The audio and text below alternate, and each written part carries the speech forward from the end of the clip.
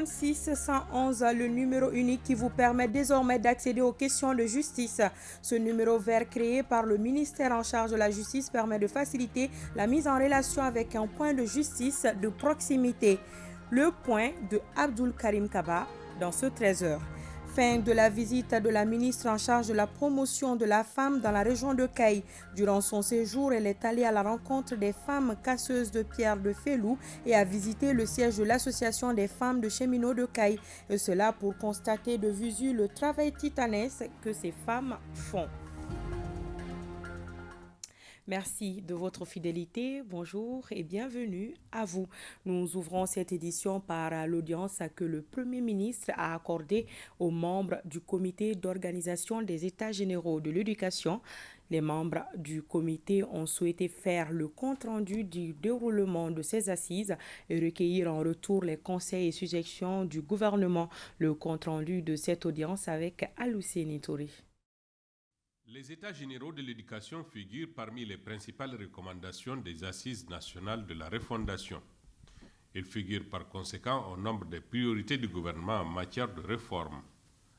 Tout a donc été mis en œuvre pour leur bon déroulement. La Commission nationale d'organisation de ces assises, présidée par le docteur Edmond Dambélé, est devant le Premier ministre et 4 autres membres du gouvernement pour rendre compte du déroulement des travaux et requérir les conseils de l'exécutif. Mais l'annonce du président de la transition en juillet à Caille, lors de la pose de la première pierre du lycée de Kaindi, vraiment a donné un accélérateur à ce processus. Ainsi, les 4 départements en charge du secteur ont mis en place une commission interministérielle composée des cadres de leur département, plus certaines personnes ressources comme nous qui sommes à la retraite, comme moi, et commission composée de plus de 30 membres, dont des personnes ressources résidant à l'extérieur, c'est-à-dire des Maliens établis à l'extérieur. La diaspora a donc été impliquée à toutes les activités de la commission.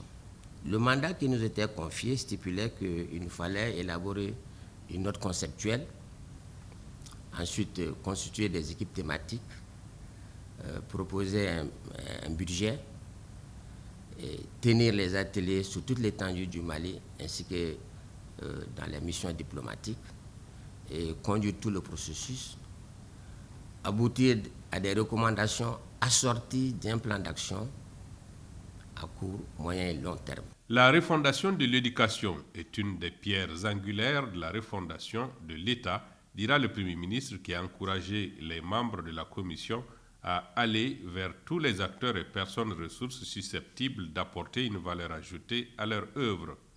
Le chef du gouvernement n'a pas manqué de rappeler la neutralité nécessaire de l'école par rapport à toutes les contingences politiques et autres.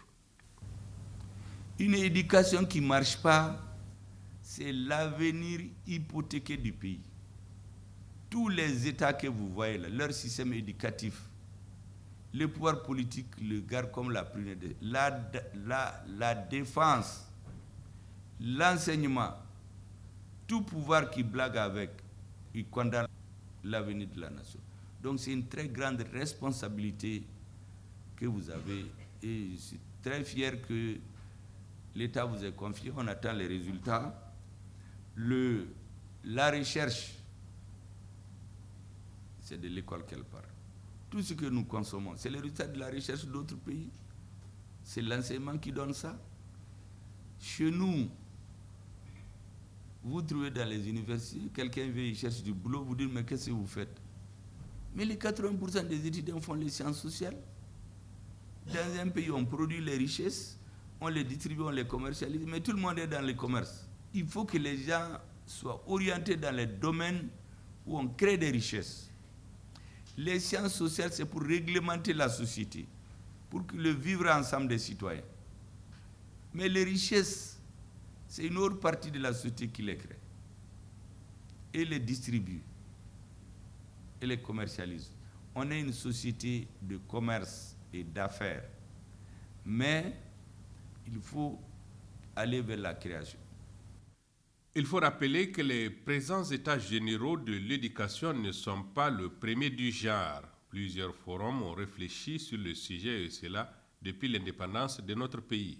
Il s'agit pour ces assises de capitaliser les recommandations pertinentes des différentes assises sur l'éducation afin de sortir notre école de l'ornière.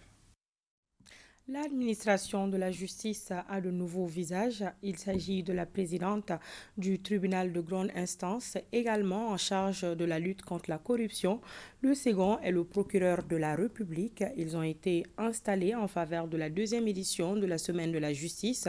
L'audience solennelle d'installation a été présidée par le ministre de la Justice et des Droits de l'Homme, garde des Sceaux, Mamoudou Kassogué. Le compte-rendu de Garibou Pérou et de Idrissa Traoré.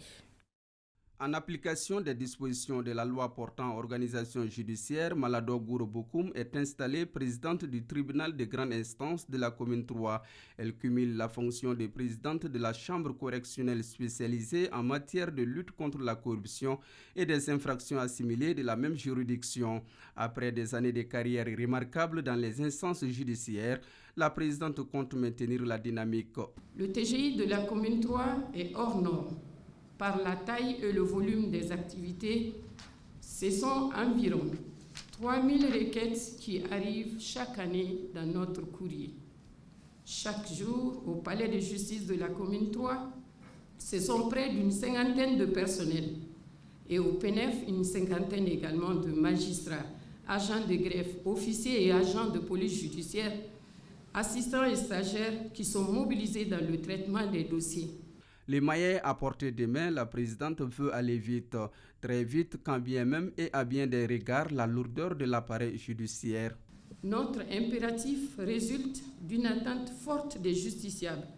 Une justice rendue trop tard est une justice qui n'est plus au service de ses usagers.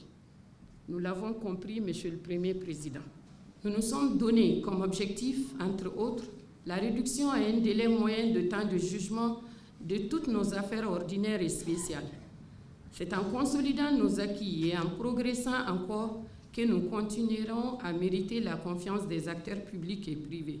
À sa suite, Mohamedine Ag Oussa, il est le premier magistrat à occuper jusqu'ici cette fonction de procureur de la République du pôle national économique et financier. Il était juge d'instruction au pôle judiciaire spécialisé de lutte contre le terrorisme et la criminalité transnationale organisée au tribunal de grande instance de la commune 6 du district de Bamako. Le nouveau procureur fera usage de son gourdin pour lutter contre la corruption. La corruption est un phénomène odieux, avec de nombreux défis néfastes sur toutes les sociétés. Elle sape l'état de droit, entraîne des violations graves de la personne, une détérioration de la qualité de vie et permet au crime organisé et au terrorisme en particulier de prospérer, menaçant ainsi notre sécurité collective. Sous les regards des gardes des Sceaux, les deux premiers responsables de la juridiction de la commune 3 regagnent leur siège. Logés désormais dans un bâtiment R+5, la présidente et le procureur font leur premier pas à ces fonctions et s'engagent à œuvrer pour le bon fonctionnement et le rayonnement du système judiciaire. Vœu ardent du ministre Kassogué qui déploie forces et moyens mis à sa disposition pour une justice capable de lutter efficacement contre les maux qui minent notre développement. Et dans le même registre, information sur vos droits, besoin de consulter un professionnel de droit, le 36 111 vous accompagne, gratuit, anonyme et accessible à toute personne. Le numéro unique vert de la justice a été lancé hier par le ministre de la Justice et des Droits de l'Homme, garde des Sceaux. Cette initiative permet aux citoyens de contacter la justice de manière simple et rapide. Mamoudou Kassogué a également affiché le décret notifiant le tarif des frais de la justice en matière civile et commerciale. Le point avec Abdul Karim Kaba. Oui. Allô? Oui, bonjour. Monsieur l'inspecteur en chef, comment vous allez? Donc, je suis en train de vous appeler sur le numéro vert, donc des 36 111, à partir du tribunal de grande instance de la commune 6. Par cet appel, le ministre de la Justice, des Droits de l'Homme, garde des Sceaux, lance ainsi le numéro vert de la justice, Bingani Kunafoni. Simple, rapide et efficace sont les avantages du numéro vert de la justice. De pouvoir saisir l'inspection des services judiciaires lorsque des abus sont constatés.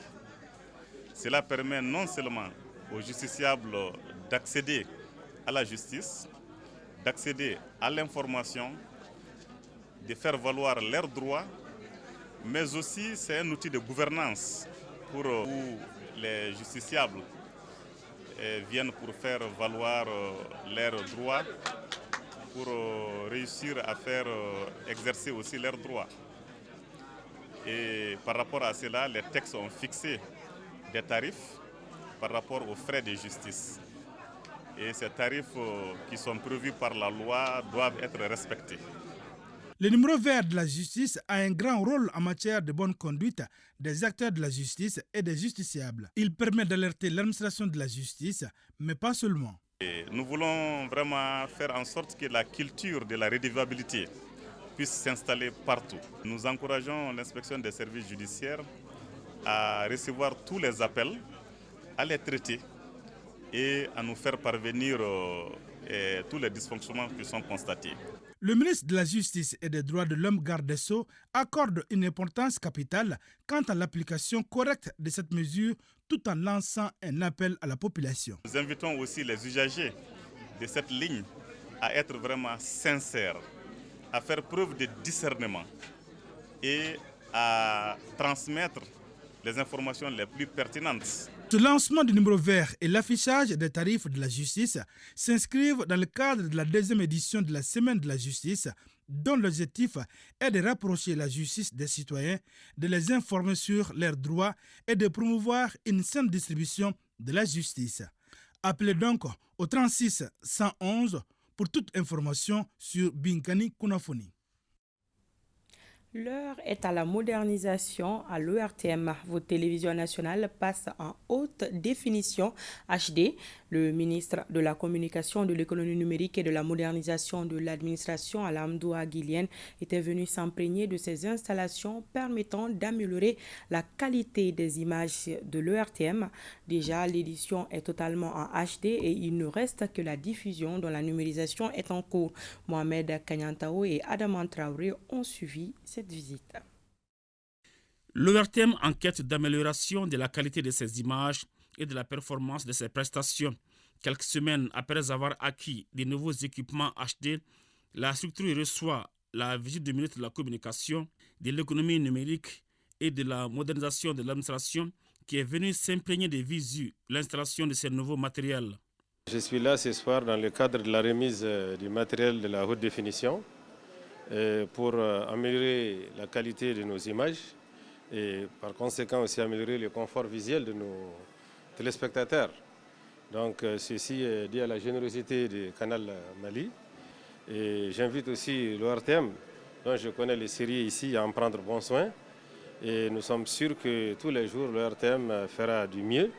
Aujourd'hui, nous sommes là pour la H2. Demain, c'est d'autres défis que nous allons relever, toujours au service de la volonté et de la satisfaction de nos téléspectateurs. Dans cette démarche au quotidien pour l'amélioration de la qualité des images en HD, l'ORTM est accompagné par Canal+, une façon de renforcer les partenariats publics-privés, surtout à quelques jours de la CAN. Ce partenaire avec l'ORTM, parce qu'on a regardé sur notre bouquet, sur le décodeur Canal+, on avait vu qu'il n'y avait aucune chaîne malienne qui était en HD. Donc on s'est rapproché quand même du DG de l'ORTM pour lui dire qu'il serait vraiment bien qu'on puisse mettre en place des dispositifs pour qu'au moins nos téléspectateurs, nos Maliens puissent avoir un confort visuel. Le processus, il faut le préciser, il est en cours. Comme vous le savez, nous sommes aujourd'hui structure d'édition. La diffusion est assurée par une autre structure qu'on appelle la Société malienne de transmission et de diffusion, la SMTD. Donc il va falloir mutualiser davantage les efforts pour avoir une meilleure qualité 100% en Full HD.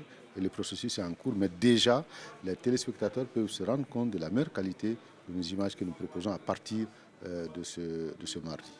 Et tout cela grâce justement à nos techniciens. C'est nos techniciens qui ont fait le travail ici pour pouvoir permettre justement d'avoir cette meilleure qualité de nos images et sur ORTM en local et sur ORTM sur les différents bouquets. Après avoir visité la salle de diffusion qui est complètement numérisée en HD, Le premier responsable du département en charge de l'économie numérique s'est dit confiant quant à l'immensité de la tâche qu'effectue l'ORTM. Je voudrais vraiment encourager tous les personnels de l'ORTM et je voudrais leur dire que nous sommes dans des difficultés, mais c'est dans des difficultés que se forgent les grandes ambitions. Et donc je suis sûr que le directeur et toute son équipe ici feront tout pour relever tous les défis. Et j'adresse mes félicitations, mes encouragements à tous les personnels. Rappelons que les capacités de stockage de la chaîne audiovisuelle publique avaient été renforcées par 3 serveurs NAS avec 64 tirages chacun. À ceci s'ajoutent des moniteurs, des cartes de tournage et des distributeurs vidéo HD. Fin dans la cité des rails de la visite de la ministre de la Promotion de la Femme, de l'Enfant et de la Famille.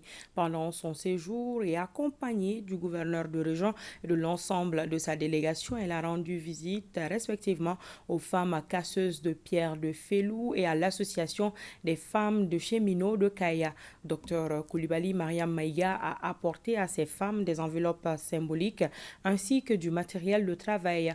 Balkissa Saïdibou Chérif Aïdara a suivi pour nous.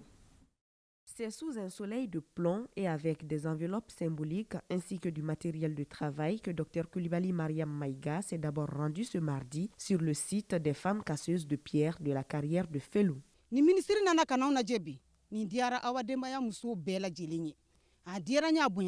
Nous sommes très heureuses de cette visite de Madame la ministre. Notre travail nous expose beaucoup. Qu'elle vienne le constater d'elle-même nous réconforte.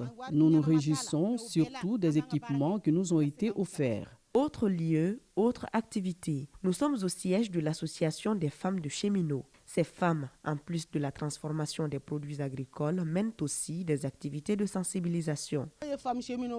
Nous, les femmes de cheminots, en plus de la transformation des produits agricoles, faisons aussi de la sensibilisation dans les localités voisines de Caille sur les violences basées sur le genre.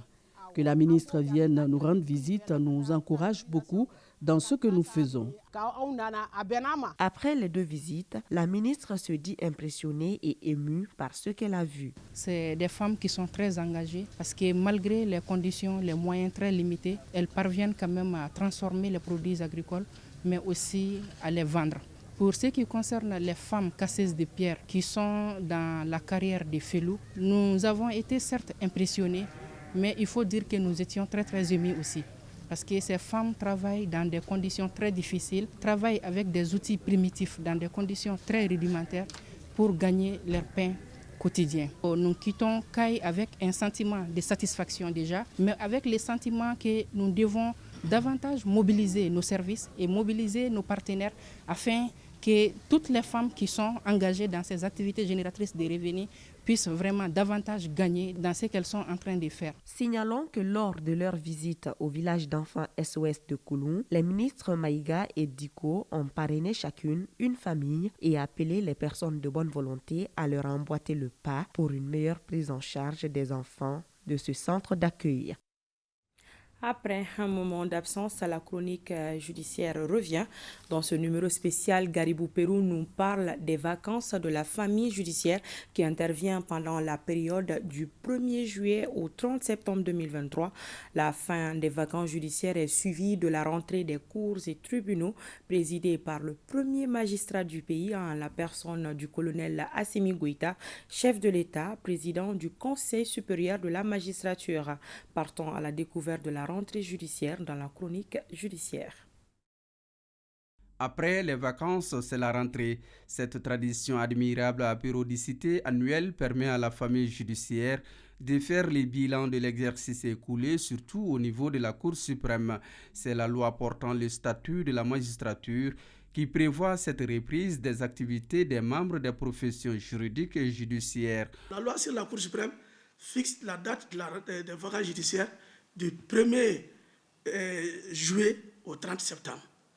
Donc, et qu'à la fin de ces vacances judiciaires, il est organisé une cérémonie, une audience solennelle de rentrée des cours et tribunaux à laquelle sont conviés tous les magistrats qui viennent en robe, les greffiers aussi seront en robe, les avocats avec à leur tête les bâtonniers, les membres des professions juridiques et judiciaires.